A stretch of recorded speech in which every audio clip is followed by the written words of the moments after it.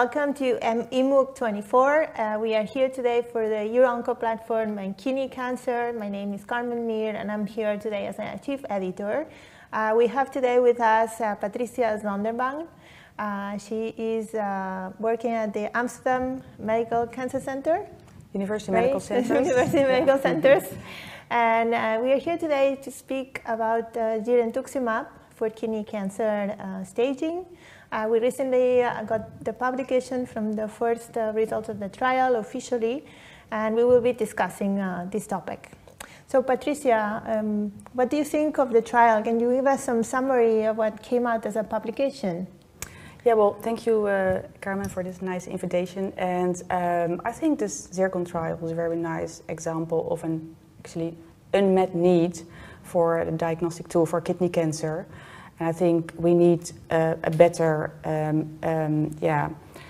tool for stratifying patients for kidney cancer.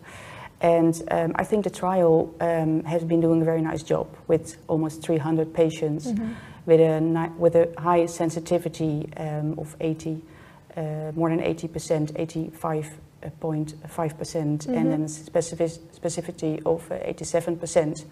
And I think they did a very nice job, high accuracy. But yeah, the question is, when should we use this girentuximab PET scan for patients with kidney cancer? So in this trial, they used it for small renal masses, actually not only small renal masses, but up to 7 centimeters, so the T1 tumors, kidney cancers. They only used indeterminate lesions. So the question is, well, did they use all consecutive cases or not? So they used indeterminate lesions.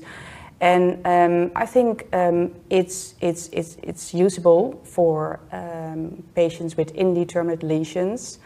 But I think the main question is, do you have to question yourself, does treatment in a specific patient change?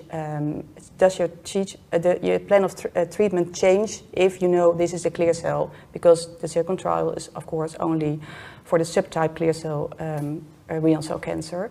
So does the treatment change if you know it is a clear cell carcinoma? So if the answer is yes, then you could use this girentuximab scan. But if the answer is no, suppose you have a patient of 40 years old with an indeterminate lesion, so does this girentuximab scan change your treatment plan? Probably not, because this patient of 40 would like to surgery anyway. Yeah, right? exactly. So that is my my remark for the study. It's very nice, and they did a very nice, good job. But you have to think, and it's all about shared decision making with the patient. Right. So it depends on the patient, which is in front of you, the age, the comorbidities. Out of the results, what makes me hesitate a little bit is like all the positive results, all the positive girentuximabs were actually shown to be cancer, either clear cell, non-clear cell, but they were all cancer. However, when they were negative, the results were a little equivocal. 1 of 4 actually would have cancer. So that makes you think about biopsying those cases anyway. So what would be your take home from those results? Yeah, totally agree with you. The false negatives, there were 11 false negatives, and you don't want to have that in that specific case of your patient that you miss one of those malignancies. But then comes again the question, and it's the discussion with the biopsy. Does the biopsy change your treatment or not? Yeah. Right. So I think, well, in my opinion, the study, very nice, the trial very nice, showed that it is good applicable for clear cell, well, but not for the non-clear cell. And you want to know in younger patients if you have a papillary, perhaps it's an hereditary, or a chromophobic or oncocytic tumor. You don't know, so you will biopsy in the end. But the question is, for the future, I think that the girentuximab would be very much a good option for locally advanced, for more proper staging, like we had with the PSMA PET scan in prostate cancer. That's something kind of parallel to that concept. Yeah, right. Yeah.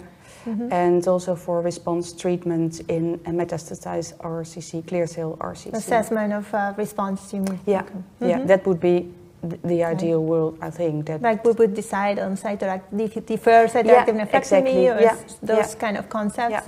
Do you think that it could have also a role like in diagnostics, like treating metastasis? That could be the case. Perhaps that is the future, but yeah, that could be be. But it probably requires a lot more. Yeah, more investigation. Besides the CA9, of course, there's not that much known about biomarkers or antigens which are known for cancer, for kidney cancer. So that field, the translational field, is not that developed yet. We are very behind on biomarkers. Yeah, exactly. Compared to other cancers in kidney. I think. Yeah. Well, we look forward to having more results on this topic. It is an unmet need in kidney cancer, and thanks for staying with us today.